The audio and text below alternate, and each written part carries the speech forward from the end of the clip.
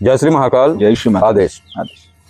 तो ये है मयंक जी, और इनको तो आपने कई वीडियो में देखा होगा कि कई साधनाएं कर चुके हैं और कंटिन्यू साधनाएं करते जा रहे हैं। तो अब की बार ये साधना करने आए थे तमपिशाच यानी महाप्रेत सिद्धि, महाप्रेत शक्ति की। तो वो इन्होंने निर्विघ्न रूप से संपन्न की है। और जब ये साधना करने जा रहे थे तो सबसे पहले इनको पता था कि बाबा महादेव के पास प्रार्थना लगानी।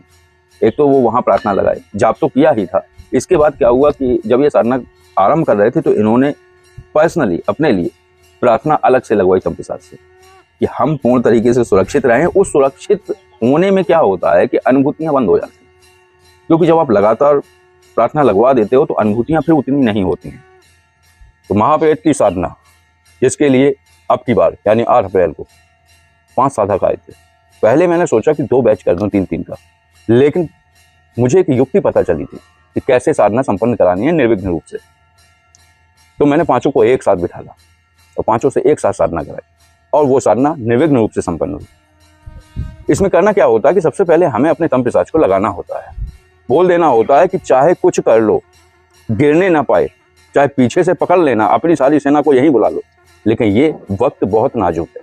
इस समय अगर कोई गिरा तो जितने पीछे हैं उन सब के यानी तुम भी फंस जाओगे और फिर किसी काम के नहीं रहोगे, फिर तुम्हें निकालना पड़ेगा। तो इस तरीके से प्रार्थना लगाई गई और प्रार्थना फलित हुई और इन लोगों की साधना निर्विघ्न रूप से संपन्न हुई, क्योंकि ये प्रक्रिया मैंने पिछली बार भी की थी।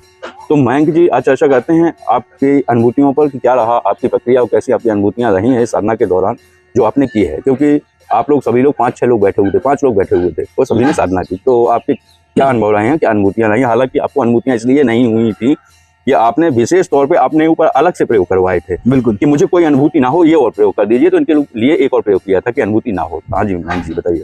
साधना के टाइम पे तो ज्यादा पहले साधना से पहले की अनुभूति ये थी कि पहले दिमाग में थोड़ा डर था जी बिल्कुल रहता है, हो पाएगी कि नहीं हो पाएगी, क्योंकि साधारण नहीं है तमपिशाच, 5 ब्रह्म राक्षस के साथ हैं। बिल्कुल, तो इनकी वशीभूत क्रिया कोई हलवा भी नहीं है। जी बिल्कुल।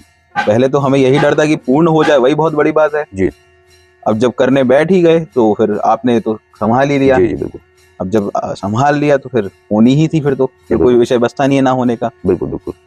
तो तमपिशाच जी लगे हुए थे अपने सेना सहित, बिल्कुल। तो वो तो निर्विघ्न रूप से संपन्न होती है। इसके पहले बाबा महादेव से माता भगवती से प्रार्थना करके ही गए थे। बिल्कुल बिल्कुल। अच्छा मयंक जी, इस जगह पे आप कई बार आ चुके हैं?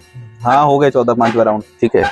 तो यहाँ के माहौल से, यहाँ के सपोर्ट से आप भली भांति परिचित, बिल्कुल है ना? तो मान जी का कैसा क्या रहता है आपके साथ, केमिस्ट्री कैसे बैठती है? महंत जी जस्ट लाइक बिल्कुल कभी भी गुरु टाइप के बन जाते हैं, कभी भी दोस्त टाइप के बन जाते हैं। मित्र बन जाते हैं। तो वो सपोर्टेबल हैं, जहाँ भी साधक को समस्या या दिक्कत आती है वो कूद के सीधा मदद करते हैं। तो बाकी तो आपके इसमें और कोई अनुभूति या अनुभव का रहा नहीं है।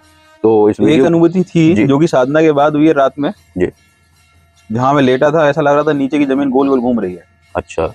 तो ये अनुभूति उसके बाद की, साधना के बाद की। जी जी, मतलब निर्विघ्न संपन्न हो जाए तक ही प्रार्थना थी, तो वो निर्विघ्न संपन्न हो गई। उसके बाद वो जो अनुभूति वहां फंस गई थी वो बाद में हुई। हालांकि मुझे नहीं था पता, क्योंकि तुम लोग पूरी रात जागते रहे, मैं 3 बजे सो गया था। बिल्कुल। जैसे ही तुम लोग लेटे हो गए तब तुम्हें ये नहीं, वहां पे बात भी कर रहे मंदिर में हम लोग लेटे हुए, तब हो रही थी अनुभूति। अच्छा जी। तो ये थे मयंक जी के अनुभव। अब इस वीडियो को विराम देते हैं। आदेश। जय श्री महाकाल।